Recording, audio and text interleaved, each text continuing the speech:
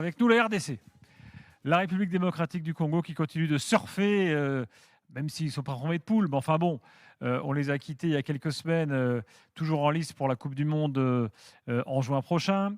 On les retrouve là en huitième de finale de la Coupe d'Afrique. Face à l'Algérie, ce sera le premier gros choc, on va dire. Le match de ce soir, d'abord. Bon, alors le Botswana, les pauvres, je pense qu'on l'a dit, hein, c'est sans doute une des équipes les plus éclatées de la CAN cette année, malheureusement pour eux. Très dur. Très dur, mais enfin bon, voilà, les Congolais ont fait ce qu'il fallait. Ils auraient pu marquer plus. Il y a eu un but refusé avec la VAR qui aurait pu nous donner le fameux tirage au sort de Fiston Mayele, qui mériterait peut-être de jouer un peu plus d'ailleurs. Il y a eu un grand Gaël Kakuta qui n'était pas prévu dans la liste de départ. L'immortel Kakuta. Ah oui, Kakuta qui est en D2 turc et qui a encore montré tout son talent le temps d'une soirée. Ouais. C'est un mystère, ce type, quand même.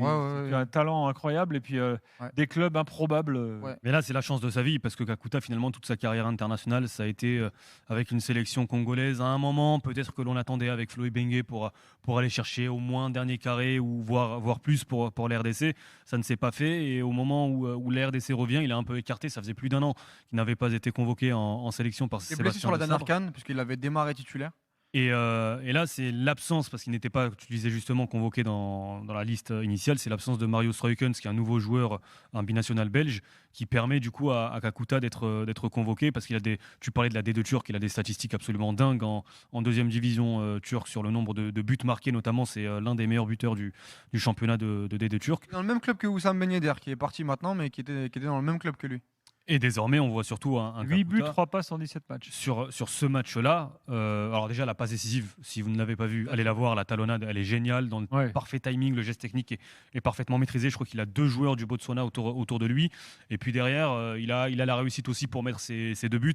Mais je trouve que ça vient aussi récompenser l'ensemble de son match. Et c'est aussi un message envoyé à Sébastien Desabre. Là, c'est le casse-tête d'un sélectionneur dans un effectif, même dans le secteur offensif, extrêmement riche. On sait que Desabre, depuis notamment le barrage, compte beaucoup sur un joueur comme Brian Sipenga qui joue en deuxième division espagnole pour finir les matchs, justement, parce qu'il a un peu ce côté impact player. On l'évoquait tout à l'heure avec Ibrahim Baye. Là, je pense qu'en 12e, 13e joueur, Gaël Kakuta, il a peut-être gagné quelque chose pour la suite de la compétition. Mais globalement, le match des barbeurs, le match des coiffeurs, a quand même donné satisfaction à Sébastien Desabre, même si on va dire qu'il y a même une petite frustration parce que sur la fin de match, il y a Bongonda qui rate une énorme occasion. Tu aurais pu aller chercher le 4e ou le 5e pour essayer d'aller chercher un tableau un peu plus abordable. Mais c'est encore une réponse positive de la RDC ce soir parce qu'avec un turnover, tu arrives à gagner plutôt largement cette équipe du Botswana qui reste faible, mais il faut le faire avec une équipe aussi remaniée. Surtout que tu as mis au frigo pas mal de joueurs qui ont été sollicités sur les derniers mois parce qu'il ne faut pas oublier, ils ont eu un barrage physiquement, mentalement très très dur à gérer. Ils ont battu le Cameroun, ils ont battu le Nigeria, donc pas de Mbemba, Touanzebe, Six changements par rapport au match du Sénégal. 6 changements et ça va compter, je pense, dans le 8e de finale. Voilà, la petite frustration, c'est juste de ne pas, parce qu'il y a un moment quand Fiston Mayele les marque et que le but est refusé, là tu es qualifié parce qu'il n'y a pas encore le deuxième but. Tu es qualifié, tu es premier, pardon. Il n'y a pas encore le but du Sénégal. Et derrière, il y a le rouge de Koulibaly. À ce moment-là, tu te dis, bon, est-ce que Desabre va faire rentrer tout le monde pour aller mettre ces 2 buts-là? Parce que tu étais à un but du tirage au sort avant le penalty tiré par Sheriff. Et finalement, ça ne l'a pas fait. Mais par contre, si on doit parler de la globalité de la poule de la RDC, moi, je les imaginais pas à ce niveau-là, surtout dans la gestion des émotions. Premier match, pas simple contre le Bénin, tu gagnes. Pas de manière flamboyante, mais tu gagnes. Deuxième match, tu ouvres le score contre le Sénégal, alors que sur la première mi-temps, tu souffres, mais tu montres encore une solidité défensive. Et surtout, avec des joueurs en transition, tu es en capacité d'impacter cette équipe du Sénégal. Et là, tu mets la petite valise qui va bien au Botswana. Donc, bravo la RDC, bravo Sébastien Desabre, parce que ça va être une équipe qui va être redoutable sur la deuxième partie. Petit bémol sur la fin de match, moi je m'attendais quand même sur le dernier quart d'heure un peu plus de folie. Alors Bakambu, il joue pas parce qu'il est sous la menace d'une suspension 4 cartons, pareil pour Moutou Sami, et le troisième je crois c'était Edo Kayembe, mais c'est la petite frustration du soir. Voilà, je m'attendais, il n'y a pas eu cette folie. Prise de responsabilité des joueurs. Je pense que on savait sur le banc de touche et on a certainement transmis l'information. Voilà, il faut faire ça pour passer dans la bonne partie de tableau, ou en tout cas terminer premier. Et c'est vrai que finalement, ce que l'on a évoqué avec le Sénégal en infériorité numérique qui a verrouillé, à l'inverse, la RDC sur les 10-15 dernières minutes, à partir du but refusé, du 4e but refusé, celui de Fiston Mayele, un peu arrêté. J'ai senti un petit coup d'arrêt côté congolais. Bruno, toi qui est agent depuis quelques années maintenant, comment t'expliques la trajectoire de Kakuta? Le type, il avait signé un gros contrat à Chelsea, après il est prêté dans des multiples clubs de partout. Et il n'a pas une carrière, il n'a pas une carrière en club qui correspond à son talent en fait. Non, bon, il est parti très très jeune à Chelsea. Trop jeune peut-être. Trop jeune, ça veut rien dire parce qu'il n'y a pas de carrière idéale. Mais effectivement, je pense qu'à certains moments de sa carrière, il a privilégié des choix financiers. Je pense notamment quand il est parti en Chine, par exemple. Donc, on ne va pas le blâmer, c'est un joueur professionnel. Donc, un joueur pro, ça joue pour l'argent. Donc, quand on vous propose 5 fois ou 10 fois ce que vous gagnez, vous allez là où on vous propose le pactole. Donc, c'est pour ça qu'il ne faut jamais trop s'attacher. Non, mais bon, je veux dire, il a eu des bons moments, même quand il était à Séville, ou des moments au Rayo Vallecano. Après, bizarrement, des Amiens fois, aussi. il est revenu à Amiens, mais bon, Amiens, c'était Amiens, quoi. Au Rayo, il était très fort. Ouais. Après, à Séville, ça n'a pas matché avec Unai Emery. Au passage, je vous conseille, parce que j'ai fait cette interview, mais une très grande interview de Gaël Kakuta sur le Club des 5. Dans le Club des 5 sur YouTube. Dit quoi dans le Club des 5 sur ses choix? Il raconte, il assume totalement son choix d'aller en Chine pour l'oseille. Il t'explique qu'avec Unai Emery, il n'était pas assez mature et qu'il y avait des choses qui n'allaient pas dans son management. Il explique, tu comprends, à la fin de l'interview, tu comprends les défauts, les qualités de Gaël et sa vision du foot. Et c'est un mec qui est conscient de tout ça et qui a raté un truc dans sa carrière. Mais il l'assume et il regrette certains choix, pas forcément celui de la Chine, mais je vous conseille d'aller l'écouter parce que c'est très, très pertinent et il avait un truc, il y a qu'à entendre Lacazette ou Griezmann, parce qu'il est de la même génération que ces mecs-là, quand il était en U17 ou en U19. Moi, je l'ai vu première fois au Val-de-Marne. C'était n'importe quoi. U16, le tournoi organisé par le district du Val-de-Marne. Exactement, j'ai vu Gaël Kakuta. Bon, là, c'était vraiment phénoménal. Quoi. C'était vraiment formé à Lens, un crack.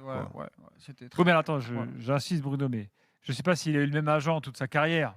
J'imagine que non, je ne sais pas. Enfin bon, si tu es l'agent de Kakuta, tu te retournes à la fin, tu dis quand même, on a raté les trucs, non? Oui, mais il y a une vie après le football et quand il va regarder son compte en banque, déjà il va se rassurer, j'imagine, quoi, parce que là, je crois qu'il est de 90 ou 91, Kakuta. Donc, t'as vu, c'est un 90. Ouais, parce que 91. Voilà, donc on voit les générations, tu vois, donc c'est ces générations Bakambu, Koulibaly, tout ça. Donc ils ont tous joué ensemble. Ils avaient gagné, ils faisaient partie de l'équipe qui avait gagné contre l'Espagne. Avec l'équipe de France à Caen, je crois que c'était les U17 ou les U19, avec Gilles Sounou, avec Gueïda Fofana, il y avait Lacazette, il y avait Griezmann, Yannis Stafer.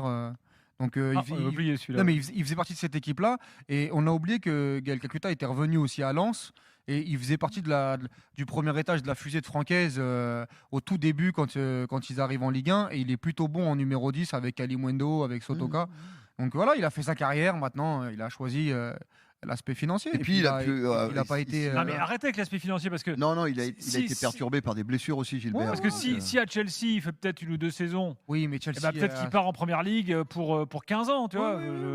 Il a fait des prêts aussi un peu loufoques à la Lazio. Il était à Fulham aussi. Aux Pays-Bas, il est passé aussi. Aux Pays-Bas, à Vitesse Arnhem, je crois. Arnhem, pardon. Vitesse Arnhem. Ouais, mais c'était la filiale de Chelsea. Ouais, exactement. Il était un peu prêté partout, un peu comme un chargeur. Filiale à l'époque. Filiale Chelsea. T'as un truc à dire? Ouais. Tu vois, je vois Enciso, je vois Kendrick. En fait, il aurait dû jouer 20 ans après, il aurait été prêté à Strasbourg. Ouais, il aurait gagné la Conference League. Ouais. Tu vois, à quoi ça tient une carrière? Exactement. Pas grand-chose. Non, mais là, il nous a bien régalé ce soir. C'est vraiment, là, en l'occurrence, j'ai envie de te dire, l'année ou les semaines les plus importantes de sa carrière. Parce que finalement, tu parlais éventuellement de regrets à la fin de sa carrière, justement, par rapport au talent et sa carrière en club. Là, il a la possibilité, comme tous ses coéquipiers, de devenir un héros national. S'il va gagner la Coupe d'Afrique des Nations ou s'il va aller chercher déjà, s'il se qualifie à la Coupe du Monde. En Coupe du Monde en 50 ans, il va entrer dans l'histoire du pays. Il y a un problème le mardi. Là, on arrive, attendez. Quand même. C'est quoi? Il y a un barrage quand même. Oui, il y a un barrage. Par rapport à toutes ces histoires, c'est-à-dire qu'il va y avoir peut-être un barrage à cette histoire. c'est l'Algérie, le mardi 6 janvier, peut-être. Après, je veux pas dissiper le trouble. Kakuta, il n'est pas titulaire dans l'équipe. Hein. Non, il est pas là. Là, il joue ce soir parce que il joue. Mais il n'était pas dans la liste. Il n'était pas dans la liste déjà. Il n'était pas convoqué depuis octobre 2024. Ouais. Donc la Coupe du Monde, il n'est pas sur le tout d'y être. Non, mais s'il fait des bonnes performances à la CAN, je pense qu'il peut gagner sa place dans le groupe. Oui. Celui qui remplace Mario Struikens, il a été appelé pour la première fois en novembre. Il fait partie des 3 binationaux belges qui ont fait leur apparition justement sur le dernier rassemblement avant la Coupe d'Afrique des Nations. Donc il est loin d'être indispensable. Même sur le côté 12e homme que tu as évoqué tout à l'heure, je te trouve un petit peu ambitieux parce que tu as quand même des joueurs sur la dynamique, même en sortie de banc. Bon, tu vas voir quoi tu peux avoir une attaque à 3, Bakambu, Mboukou, de l'autre côté, Meshak Elia ou Bongonda. On a assisté ensemble au RDC Bénin. Nathaniel Mboukou, sincèrement, il a pas été. Il est pareil face au Sénégal. Il a quand même un pouvoir. Moi, je trouve qu'il a quand même un pouvoir d'accélération dans le système de deux sabres qui convient un peu plus à Kakuta. Et puis au milieu de terrain, son milieu à 3, c'est quand même Sadiki. Oui, ça touchera pas. Mukao ou comment il s'appelle Kayembe, Charles Piquel. Voilà. Et Kayembe, je suis pas sûr que dans un match coup près. Tu vois, je pense que c'était le match Kakuta ce soir. Oui, mais tu vois ce que je veux dire, c'était le match. Dans les deux offensifs sur les côtés, je te rejoins. Au milieu de terrain, pour moi, il peut pas jouer pas sur forcément. le côté aujourd'hui. Mais sur les côtés, la concurrence aujourd'hui, c'est qui? Je l'ai évoqué tout à l'heure, c'est Sipenga, c'est Balikwisha, c'est Mboukou. Donc sur une fin de match, c'est Meshak Elia. Ouais. Donc parce qu'il manque le facteur X, c'est Yohan Wissa. Oui, donc, si, c'est vrai. Donc effectivement, j'imagine qu'il sera de retour pour les barrages de Coupe du Monde, mais malheureusement pas pour la Coupe d'Afrique, même si apparemment il a repris. Là. Ouais. Mais bon, lui, c'était vraiment quelqu'un de super impactant, enfin en tout cas pour le Congo. Hein. Maintenant, on sent quand même une montée en régime avec une certaine régularité, quoi, à travers les résultats. Depuis que De Sabre est là-bas, l'a stabilisé. Et effectivement, pour revenir à Kakuta, c'est vrai que quelque part, il est sans doute en train de gagner sa place pour les prochaines échéances, au moins dans le groupe. Exactement. Et Yohan Wissa, au passage, c'est une honte, parce qu'il a marqué ce soir contre Burnley. Moi, sincèrement, je comprends pas cette histoire. C'est-à-dire que blessé, pas blessé, mec, il est revenu depuis 10 jours. Sauf si c'est un choix du staff technique. De qui? Quel staff technique? Sébastien De Sabre. Ah ouais, bah ça ce sera encore plus. Si c'est lui, c'est impossible. Si c'est lui, non mais attendez les gars, En moi, fait, je veux bien. On parle d'un joueur qui n'a plus joué depuis le match face au Sénégal, donc depuis septembre dernier. Il arrive. Est-ce que tu te vois Sébastien De Sabre, sélectionneur d'une République démocratique du Congo, on ne cesse d'en parler, montée en puissance, formation, peut-être candidate à la Coupe d'Afrique des Nations au sacre final, même si peut-être que maintenant tu penses autre chose, Walid. Mais très sincèrement, au moment d'établir la liste, le sérieux, l'image aussi que tu veux renvoyer, est-ce que tu peux convoquer en République démocratique du Congo un joueur qui a 0 minutes depuis 4 mois? Non, mais il y a une compétition qui est longue. Aujourd'hui, Yohan Wissa, je suis désolé, mais on l'a bien vu avec Igaman, on l'a bien vu avec d'autres joueurs, même si Igaman a Igaman, pu il joue. Oui. Ismail Assar, lorsqu'il est champion d'Afrique et qui fait son apparition en quart de finale, il joue les semaines précédentes. Il a pu jouer, mais ça reste un joueur quand même très très important. Et moi, quand même, je suis désolé si je suis à la place de la diaspora congolaise. Quand je regarde le match de ce soir, quand je regarde le dernier match avec Newcastle, le mec, il court comme un lapin. Je me dis, contre l'Algérie, voire plus s'il y a affinité, c'est un mec qui peut changer quand même une équipe. Après, moi, c'est mon avis, peut-être que je me trompe. Si c'est un choix de ça, pour moi, il n'y a pas de scandale. Si c'est le joueur ou Newcastle qui a un peu serré, là, évidemment, c'est un autre. On continue le débat dans quelques instants. Bon, revenons à la RDC. Joam est avec nous, jeune auditeur de l'After. Joam, bonsoir. Bonsoir. Joam, t'as quel âge? 14 ans. Magnifique. Un U15. Un U15. Un vrai U15. C'est un quoi? C'est un 2000 quoi? Un 2011? 2011. Un 2011? Oui, 2011. Ah là, 2011, tu vois, on est branché. Joam, tu soutiens la RDC? Oui, je regarde tous les matchs, depuis quelques matchs que je regarde. Oui. Bon, qu'est-ce que t'en as pensé ce soir alors? C'est un 3-0 qui fait du bien à la RDC, même si De Sabre a décidé de se retourner alors qu'on aurait pu chercher la première place. On aurait pu prendre la première place au Sénégal. Tu regrettes un peu la stratégie de fin de match là? Tu penses qu'il fallait pousser plus, je sais pas, faire un coaching différent? Je pense que ça aurait été plus judicieux de faire rentrer les joueurs dynamiteurs avant, afin de pousser plus le Botswana dans leur retranchement. Et parce qu'au moment où j'ai vu le carton rouge, par exemple, je m'attendais à ce que le Sénégal mette le bus, en fait, qu'ils arrêtent d'attaquer. Et donc qu'on puisse mettre un 4e, un 5e but pour avoir la première place. Bon, on est dans l'évaluation là. Qui t'a trouvé bon côté congolais? Kayembe était plutôt pas mal, parce que comme il y a eu la blessure de Masuaku, il devait se montrer pour pallier au départ de Masuaku qui s'est fait une entorse à la cheville. Et puis Kakuta aussi, qui 2 buts, une passe D, qui qui a beaucoup apporté dans le jeu aussi. Bon, après, là. Bien meilleur qu'Elton Mokolo. Joam Ouais. Tu veux pas faire la deuxième partie de Cannes, non? Les défenseurs, c'est un peu compliqué. Par exemple, on va pas évaluer Mbemba ou les autres ce soir. T'es pas là, donc. Non, mais par rapport à la. Il n'y a pas trop de pression. Ouais, Voilà, c'est ça. C'est Oui, un peu. voilà, exactement. Vu le sort de la qualif qui était déjà bien entamé. Joam, tu dis quoi du match contre l'Algérie? De ce que j'ai vu, c'est pas vu ce qu'on propose depuis le début de la CAN. Il faut encore passer un step avant de pouvoir se mesurer.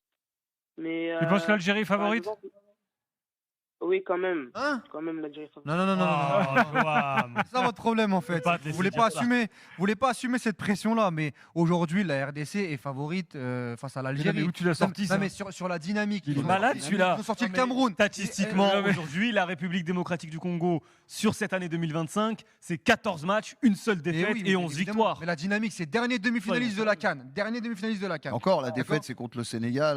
Et Bon, oui, stade avec des le martyrs. scénario que l'on connaît. Donc, Et il menait 2-0 avec Yohan Wissa au passage. Et un match nul face au Nigeria qui est considéré comme nul, mais qui envoie une qualification Exactement. en barrage le intercontinental. barrage. En barrage. Sérieux. Ils ont sorti le L'Algérie, c'est Nigeria. le petit Ils poussé. ont sorti le Vous Nigeria. êtes sérieux là? Ils ont Vous sorti êtes. le Cameroun. Bruno, Ils ont sans fait déconner. nul contre le Non, Qu'est-ce que tu Sénégal. veux que je fasse? Donc, Non, aujourd'hui, après, La il faut- RDC, c'est les- l'épouvantail de les- l'Afrique. Les gens, non, mais Non, mais du Gilbert, monde. et les gens se rendent pas compte que depuis des années, le Congo, ça remonte en régime. C'était un géant dormant. C'est un pays de près de 100 millions d'habitants. Et des footballeurs, il en tombe de tous les côtés. C'est phénoménal. S'il y avait une fédération super bien structurée et que le pays était sans doute un petit peu mieux organisé, l'équipe nationale du Congo, elle a tout pour rivaliser, pour être parmi les tout grands du continent. En vrai, je rigole, je prends ça sur le ton de l'humour, mais c'est une réalité. Pour moi, c'est factuel. Aujourd'hui, la RDC est favorite, sincèrement, par rapport à la dynamique et d'où repart cette équipe par rapport à celle de Petkovic. Aujourd'hui, la dynamique, la RDC, il n'y a pas de. C'est fiable, quoi. C'est très très fiable. Il y a très très peu de failles. Aujourd'hui, c'est une équipe qui est en grande forme, qui est sur une grande dynamique. Non, on peut s'amuser à comparer où jouent les joueurs Non, mais ça, algériens, où c'est jouent pas les ça, joueurs ça, congolais. c'est La Coupe d'Afrique, C'est pas ça. Aujourd'hui, Gilbert, Ah t'as bon, c'est 50 pas ans de ça. Coupe Ah bon. d'Afrique derrière toi. Ah bon. Et t'es encore, tu tombes Non, dans le c'est panneau, pas tu comme tombes ça. dans le panneau sur les équipes, sur les équipes. Non, on les peut clubs. comparer une dynamique collective, un passé récent. Qui a Justement, gagné, justement, qui a la gagné la dynamique- CAN récemment, Non, la si RDC on parle- non, ou soyons l'Algérie? sérieux, Il y a soyons 6 sérieux, ans, Gilbert. ça. Si on parle, Non, c'est une éternité en Afrique, Gilbert. Ils sont en train de. Mais Non, mais sincèrement, Gilbert, Baboul, si on ils oublie- vont me retourner la tête Mais jusqu'à. c'est pas chercher Bruno, Bruno est d'accord avec nous. On oublie ce côté un peu taquin il y a quelques instants. Sincèrement, aujourd'hui, la dynamique, moi, la RDC, pour moi, c'était mon équipe surprise, entre guillemets, de la Coupe d'Afrique des Nations. Sur la dynamique qu'évoquait Bruno très justement, là, depuis l'arrivée de Sébastien De Sabre, j'ai déjà parlé, je ne vais pas revenir dessus, les 2 ans de gagné grâce à la qualification qui n'était pas prévue dans le programme à la précédente CAN. Tu fais demi-finale en plus. Là, aujourd'hui, tu as une possibilité d'aller chercher une place en Coupe du Monde pour la première fois depuis 52 ans. Et puis, encore une fois, indépendamment des certitudes collectives et de ce que l'on voit sur le terrain, notamment sur cette année 2025, aujourd'hui, la RDC sur les 14 matchs, je le disais, c'est 11 victoires, c'est 9 clean sheets. Donc c'est une équipe aussi qui concède peu de buts. Là, on l'a vu, c'est un but concédé face au Sénégal, mais pour le reste, c'est 2 clean sheets. T'as des sur une énorme erreur de Maswaku, Oui, parce que sinon, ça n'arrive pas. hein. blessure de Masuaku. Oui, enfin, voilà, mais voilà, il Parce se que fout t'as- complètement, il se blesse. Et puis il y a des certitudes. Aujourd'hui, un joueur comme Cédric Bakambu, tu sens qu'il a plus besoin, il porte plus sur ses épaules la responsabilité d'être l'incarnation de la force de la République démocratique du Congo, parce que des forces, il y en a partout. Samuel Moutoussamy, il a été préservé aujourd'hui parce qu'il était sous la menace d'une suspension, mais c'est un joueur terriblement précieux dans l'entrejeu. Sincèrement, Gilbert, moi, c'est un match qui m'excite parce que extrêmement équilibré, mais la République démocratique du Congo, moi, je ne tomberai pas dans le discours du l'Algérie grandissime favorite, pour la simple et bonne raison que C'est faux. la RDC. Non, factuellement, en fait, c'est sur, faux, la dynamique, effectivement. sur la dynamique de Non, ces mais- 2 dernières années, sincèrement. Non, mais en fait, on pour peut moi, c'est inventer pas- ce qu'on veut. Moi, si l'Algérie est favorite, je te dis l'Algérie est favorite, mais c'est pas la réalité. C'est même si l'Algérie s'est entre guillemets rassurée avec cette phase de poule, et bien évidemment que l'Algérie doit nourrir des ambitions parce que la RDC, tu dois jouer dans leur cours et tu dois montrer dans ce type de match. En fait, tu vas véritablement te tester. On saura où est-ce qu'est véritablement l'Algérie dans cette compétition. Mais avant le match. Par rapport au CV, par rapport au vécu, même défensivement. Moi, je trouve que Touanzebe et Mbemba en Afrique aujourd'hui, c'est très très fort. Ils nous ont rassurés contre le Cameroun, contre le Nigeria. Wan-Bissaka de l'autre côté. Au milieu de terrain, ils ont Sadiki, Mukao, Mutusami, j'ai trouvé très bon sur le début de la CAN. Ça va à 10 000 devant. Bakambu, dès qu'il met le maillot de la RDC, il fait des appels dans tous les sens. Il fait un gros pressing, il fait des appels. Ils ont un banc, ils ont un bon coach. Oui, t'as raison de dire, ils ont un banc. Si tu perds Bakambu, t'as Mayele. Si tu perds un milieu de terrain, t'as Charles Piquel ou Edo Kayembe. Oui. Si tu perds Touanzebe, alors évidemment, c'est peut-être un peu plus important. Ou si tu perds, là on l'a vu avec Masuaku, tu récupères Joris Kayembe côté gauche. La chaîne centrale peut être plus problématique si tu le Oui, parce que Chancel Mbemba et Touanzebe, ça reste quand même très solide. Maintenant, oui. Et on a une équipe de l'Algérie qui va jouer sans Chergui, sans Adjam. Et puis il y a un point aussi très important, c'est que la République démocratique du Congo, sur ces 3-4 derniers mois, c'est défaite face au Sénégal, mais dans des circonstances particulières, avec la moitié de l'équipe qui n'avait pas de temps de jeu.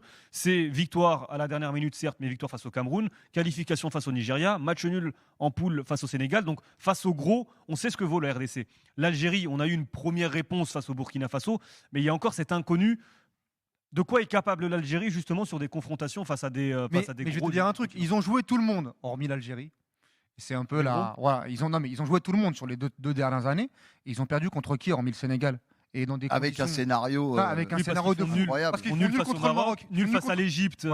Ils sortent l'Égypte en 8e de finale de la dernière CAN. Ils font nul contre le Maroc et je te dis sincèrement, sur le match, ils sont pas loin de le gagner. Ils peuvent le gagner dans des conditions où il faisait très très chaud à ce moment-là et il y avait eu plein de tensions avec Mbemba et Regragui à la fin du match. Ils ont battu le Cameroun, ils ont fait nul contre le Nigeria, ils s'en ont sortis. Face à la Côte d'Ivoire, du coup, en demi. En demi, ils perdent contre la Côte d'Ivoire, mais ils arrivaient un peu en bout de souffle et c'était le début du cycle de sabre. Sincèrement, il reste l'Algérie. Voilà, il reste l'Algérie.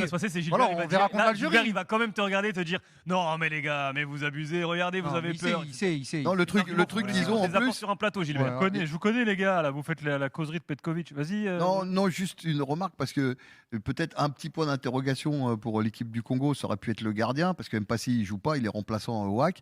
Mais il a eu 2 matchs pour se mettre dans le bain et maintenant il va. Ouais. Et puis même sur les séances de tir au but, moi j'ai encore un gros point d'interrogation sur Lucas Zidane parce que je le connais pas dans cet exercice. Et Mpassi, il avait fait un. C'est Fayoulou. Il a cédé sa place à Fayoulou pour la séance de tir au but. Exactement, contre le Nigeria. Mais il avait sorti contre l'Égypte une séance de fou et c'est lui qui avait marqué sur le dernier tir au but. Donc même là-dessus, ils savent souffrir la RDC. C'est pour moi la grande favorite de ce match. Bon, Joam, tu ne seras pas d'accord avec eux. Juste toi, pour le 8e, Joam, tu es plus Fiston Mayele ou Bakambu?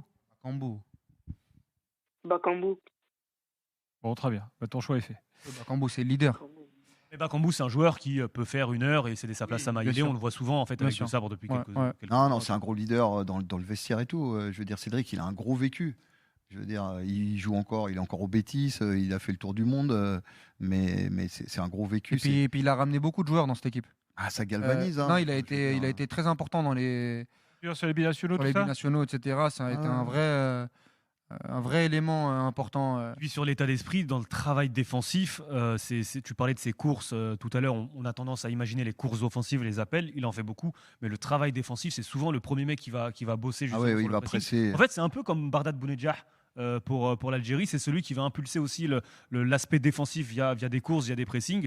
Et sincèrement, vu du stade, Bakambu, c'est aussi impressionnant sur cet aspect. Après, il va se taper Rami Ben Sebaini qui est exceptionnel, qui a été exceptionnel sur le dernier match. Donc ça va être un peu plus compliqué pour lui. Mais en tout cas, il part favori. Très bien.